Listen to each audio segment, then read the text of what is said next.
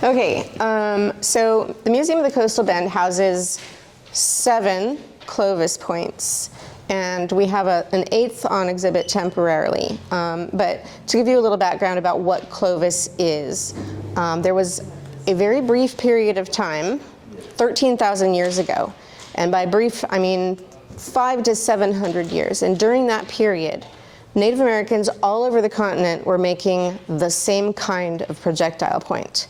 And this didn't happen before then that we know of, and it didn't happen after that. So it's a really interesting and specific point in time, and it's something that we can determine diagnostically, by which I mean the projectile points have specific features that we can identify. Why was this happening? Nobody knows. The best guess, I think, at this point is that 13,000 years ago, people were hunting the megafauna, the mammoth, the mastodon, the glyptodon, the giant sloth. And somebody discovered that this particular style of projectile point was the most effective. And, you know, they say that every generation only needs one genius. Somebody figured this out, and you know, you don't hunt a mammoth solitarily. You would join up with other groups. So you think about it as multiple nomadic groups coming together to do a mammoth hunt, where they would hunt and kill multiple mammoths in a herd, and everybody would go home with meat. So one guy shows up and says, hey, I made this new kind of point. It works really well. Everybody looked at it and then copied it, and thusly the Clovis technology spread across the continent.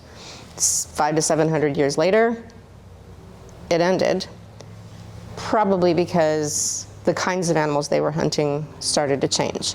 The climate was shifting, people were overhunting, there were fewer of these megafauna around for them to hunt and kill, so they got a little more regionally specific, changed their tools. So here we have examples of sections and parts and pieces of some of the megafauna that folks were hunting. So over here on the far left is a mastodon tooth embedded in the jawbone. This was found in Victoria, in the city limits. We've got some segments of tusk. Over here, a few pieces of bone, and then over here we've got some mammoth teeth. So our in-house Clovis points here, like I said, we've got 7 of them. There's 3 down here and 4 up here.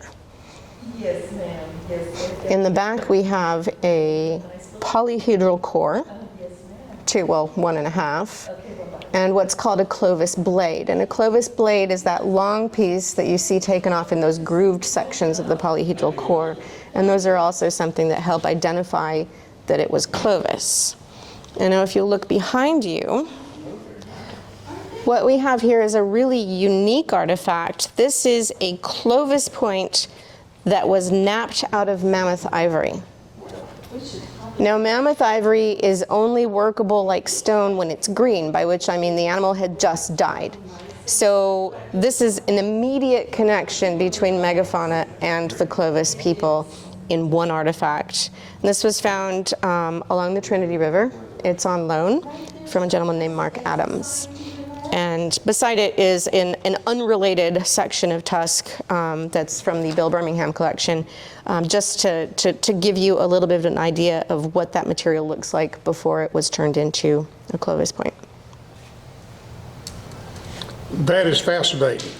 That's the only way I can describe it.